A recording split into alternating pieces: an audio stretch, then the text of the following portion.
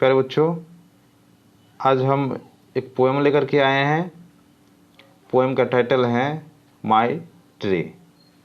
Writer हैं garnet angel.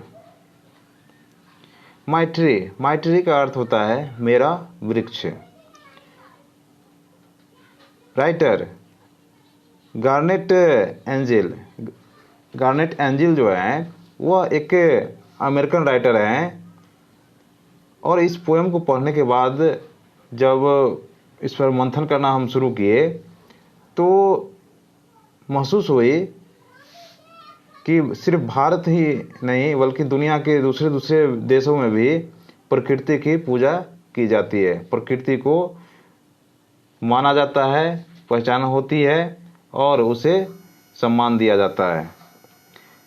दुनिया में मात्र और मात्र वृक्ष ही एक ऐसा सजीव चीज़ है जो पक्षी को घर एवं भोजन, जानवर को भी घर एवं भोजन, जबकि मनुष्य को घर और भोजन के साथ साथ सर्वस्व न्यौछावर कर देता है। इसके बावजूद उसके साथ निर्दयतापूर्ण हम व्यवहार करते आते हैं, जो कि बिल्कुल ही गलत है। हम लोगों को ऐसा नहीं करना चाहिए। यदि वृक्ष नहीं रहेगा तो हम लोग नहीं रह पाएंगे। चलिए अब पोएम की व्याख्या करते हैं। O tree, so big and stout and strong, you have lived so very very long, 100 years or more, I am told, and yet you are not so very old. अब इसकी एक बार फिर से पढ़ते हैं और इसकी व्याख्या करते जाएंगे। O tree, so big and stout and strong, अरे पेड़, अरे वृक्ष, इतना बड़ा, तगड़ा और मजबूत हो। You have lived so very very long, तुम इतने लंबे समय तक रहते हो। 100 years or more, I am told, and yet you are not so very old. सैकड़ों या उससे ज़्यादा तुम रहते हो, सैकड़ों वर्ष या उससे ज़्यादा तुम जीवित रहते हो, ऐसा मैं कहता हूँ। इसके बावजूद तुम बूढ़े नहीं होते हो। And yet you are not so very old का अर्थ होता है इसके बावजूद भी तुम बूढ़े नहीं होते हो। 100 सीक्रेट्स यू कुड टेल, सैकड़ों रहस्य तुम कह सकते हो। Of children whom you love so well, बच्चे जो तुम्हें इतना ज़्यादा प्यार करते हैं। Who came and sat beneath your shade, जो कि तुम्हारे पास आते हैं और तुम्हारे शेड के नीचे, छाया के नीचे बैठ जाते हैं।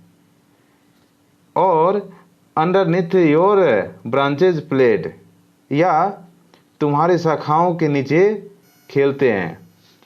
यह राइटर बच्चों के द्वारा कहलवाना चाहता है कि अरे पेड़, तुम इतने बड़े हो, तगड़े हो, मजबूत हो, तुम इतने लंबे समय तक रहते हो, सैकड़ों या उससे ज़्यादा वर्ष तक जीते हो, ऐसा मैं कहता हूँ। इसके बावजूद तुम बूढ़े नहीं होते हो। सैकड़ों रहस्य तुम्हारे पीछे छिपी हुई है, सैकड़ों रहस्य तुम ऐसा ही कहते रहते हो। बच्चे जो तुम्हें प्यार करते हैं, स्नेह करते हैं, तुम्हारे पास आते हैं, तुम्हारे छांव में बैठते हैं, खेलते हैं, आनंद उठाते हैं। और राइटर आगे कहना चाहता है कि 100 birds have built their nests, सैकड़ों चिड़ियाँ, सैकड़ों पक्षी घोंसला बनाते हैं।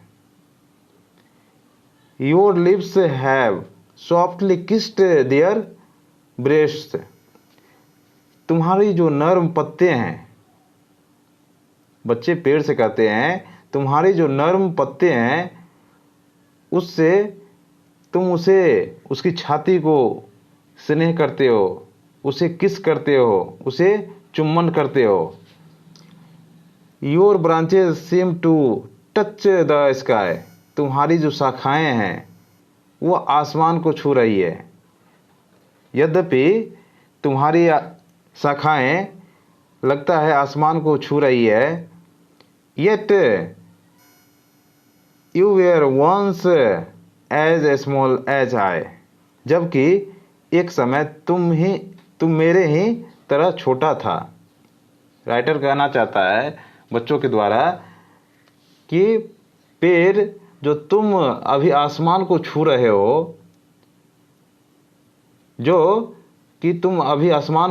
हो, तुम्हारी शाखाएं आसमान को छू रही है, जबकि एक समय ऐसा था कि हम और तुम दोनों एक ही लंबाई के, एक ही एज के हुआ करते थे।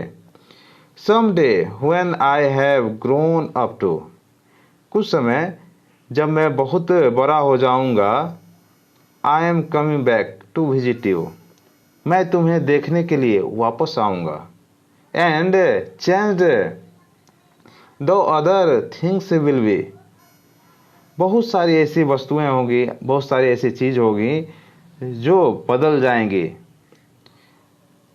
I shall find the same dear friendly tree, इसके बावजूद भी वैसा ही मैत्रीपूर्ण वृक्ष खोजना चाहूँगा। जो हमारे और आपके बीच, जो बच्चा कह रहा है, जो तुम्हारे और हमारे बीच जो संबंध है, मैत्रीपूर्ण संबंध है, हम तुम्हारे पास आते हैं, खेलते हैं और जो आनंद उठाते हैं, हम सैकड़ों बरस बाद नहीं बल्कि जीवन में कभी भी हम यहाँ पे वापस आएंगे, तो मैं वही देखना चाहूँगा जो तुम आज हो।